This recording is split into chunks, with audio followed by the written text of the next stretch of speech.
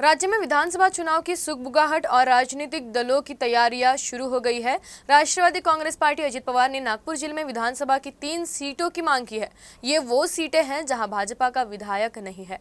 विधान परिषद के हाल ही में घोषित हुए उम्मीदवारों की सूची में पूर्व विदर्भ के राष्ट्रवादी कांग्रेस पार्टी अजित पवार गुट के कार्यकर्ताओं को निराशा हाथ लगी है। पूर्व विदर्भ के कार्यकर्ताओं की ये मांग थी कि विधान परिषद की एक सीट जो है वो दी जाने चाहिए थी इस क्षेत्र के लिए, लेकिन ऐसा संभव नहीं हो पाया। अब इसके बाद नई तरह की डिमांड जो है वो पार्टी के समक्ष रखी जा रही है। इसी पर अधिक बातचीत करने के लिए हमारे साथ मौजूद हैं प्रशांत पवार। आप राष्ट्रवादी कांग्रेस पार्टी अजित पवार गुट के शहर अध्यक्ष हैं। सर, ये बताएं कि विधान परिषद में प्रतिनिधित्व चाहिए, इसके लिए आपने मांग बड़ी ज़ोर शोर से रखी, लेकिन वो खारिज हो गई। अब विधानसभा के लिए आप लोग प्रतिनिधित्व की मांग कर रहे हैं, क्या मांग है? नहीं, विधान परिषद के लिए हमने बोला था कि एक सीट अगर हमारे को पूर्व विदर्भ में मिल जाती तो उतना ही कार्यकर्ता या फिर पदाधिकारियों में उत्साह का वातावरण तैयार होता था। सब लोग फिर से पार्टी बढ़ाने में लग गए रहते। ठीक है, अभी आने वाले विधानसभा में हमने 3 सीट के लिए बोला है और वो हम लोग मांग करेंगे भी। वरिष्ठ नेताओं को हम बताएंगे, क्योंकि इससे क्या होता है कि एक माहौल खड़ा होता है। अगर शहर में 2 सीट और एक ग्रामीण में सीट जैसी पहले से ग्रामीण की है और शहर में अगर सीट 2 मिल जाती है तो आने वाले कारपोरेशन के लिए भी हमारी तैयारी शुरू हो जाती है। यानी पूरे जो कार्यकर्ते हैं, पदाधिकारी है, वो जोर शोर से काम से लग जाते। और मैं आपको बताऊं क्या, भाजपा के बाद में राष्ट्रवादी कांग्रेस पार्टी ये फिलहाल में नागपुर शहर में बहुत ज़्यादा एक्टिव है। बहुत पब्लिक के जो जनता के काम है, जनता के लिए आंदोलन है, जनता के लिए मोर्चे निकालना है, जनता की जो प्रॉब्लम्स है वो प्रॉब्लम सॉल्व करने के लिए राष्ट्रवादी कांग्रेस पक्ष ये फिलहाल मैदान में उतरा हुआ।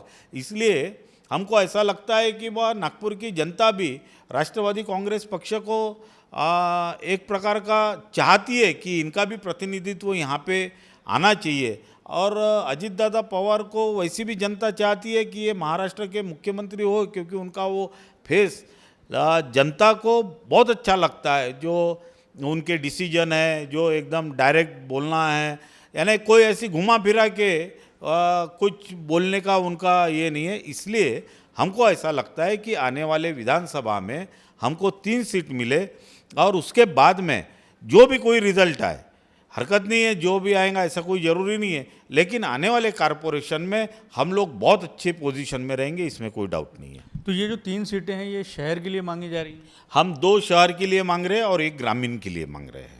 तो 2 सीटें आप मांग रहे हैं। पूर्व का अगर इतिहास देखा जाए तो आप जिस पार्टी के साथ में गठबंधन में, उसके साथ में पुरानी शिवसेना गठबंधन में थी, तो ऐसी स्थिति नागपुर शहर में कभी नहीं बनी कि 2 सीटें जो है वो पुरानी शिवसेना को मिले। तो आप लोगों की डिमांड थोड़ी सी ज़्यादा नहीं हो रही है क्या? नहीं, हमारी डिमांड कोई ज़्यादा नहीं है, हमारी डिमांड तो कम है। हम तो पूरी 6 की 6 बोले रहते।